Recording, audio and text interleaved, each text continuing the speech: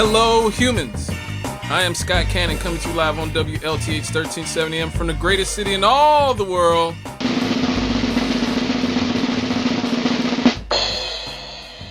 Gary, Indiana. And this is the Counterpoint. Well, folks, it's going down at the border. The migrant caravan that started off in October in the Honduras city of San Pedro Sula has swelled to almost 8,000 people and has finally reached the Mexican city of Tijuana, where the migrants are currently trying to cross the U.S. border into San Diego.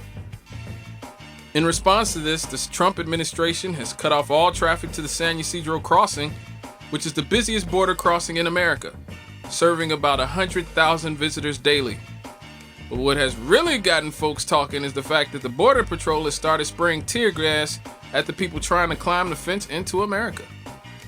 Now that we're at this point in which tear gas is being used, I think it's important to ask exactly, how did we get to this point? Well, as usual, it's the fault of the people who run our government. You see, after World War II, the United States government entered a Cold War with Russia, who had risen from a peasant country in the 1920s into the second biggest global power in the world under the system of communism, a system that prioritizes collective ownership and a one-party rule. The Russians annexed much of Eastern Europe and Central Asia, creating the Soviet Union.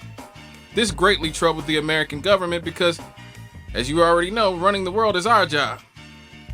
So the two global powers for the next 45 years positioned for global influence in every region of the world, particularly Latin America.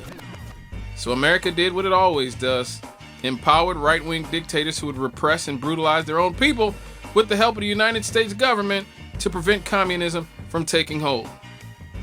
In order to do this, they propped up some pretty bad people like Osvaldo Lopez in Honduras and Anastasio Lopez in Nicaragua and Efrain Rios Montt in Guatemala. These guys agreed to allow U.S. corporations to extract resources on the cheap while they at the same time cut aid to their own people and stifled political movements that sought to help the poor and working class.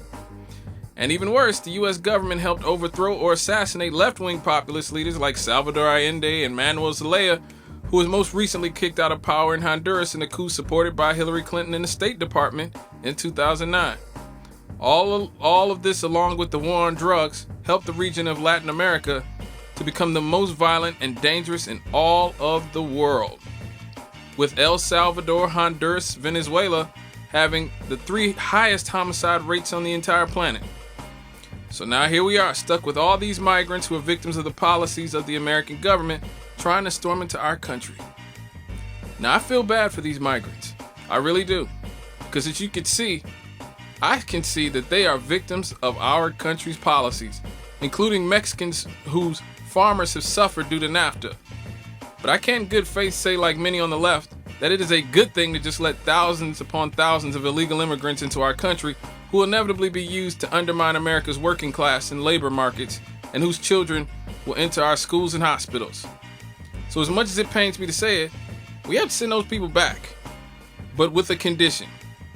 We have to agree to hold our government accountable for all the evil things that they are doing, not just in Latin America, but in Southeast Asia, Africa, and the Middle East as well. This has to be a wake-up call for us to roll back the neocons who want to overthrow every government in the interest of corporate capitalism. Now, many on the left will call me a hypocrite for talking about America's foreign policy causing the people to run, but advocating sending them back and deporting them. I understand where you're coming from. But as people on the left, we have to understand that the only way to fight the powers that be, we have to have a strong working class who have a strong social safety net to take care of them, and open borders and social safety nets do not mix. If you ever want universal health care, full employment, $15 minimum wage, free college, etc., you cannot have millions of people entering your country illegally being used by the wealthy elites as cheap labor and using up public resources. So we have to focus on getting out of their countries so that they won't be coming into ours. Okay, folks, you can chop it up with me on Twitter at The Chemist Lives. The Chemist is spelled with the K, as I am a product of the Gary Community School System, and we can talk about politics, music, sports. You can tell me how terrible I am at this job, or you can just listen to me every Monday from 6 to 8 on Issues and Answers with Jonathan Boose and the McGee Report, brought to you by the precocious hostess with the mostest, Jamelia McGee. I am Sky Cannon. That was the Counterpoint on WLTH 1370 AM.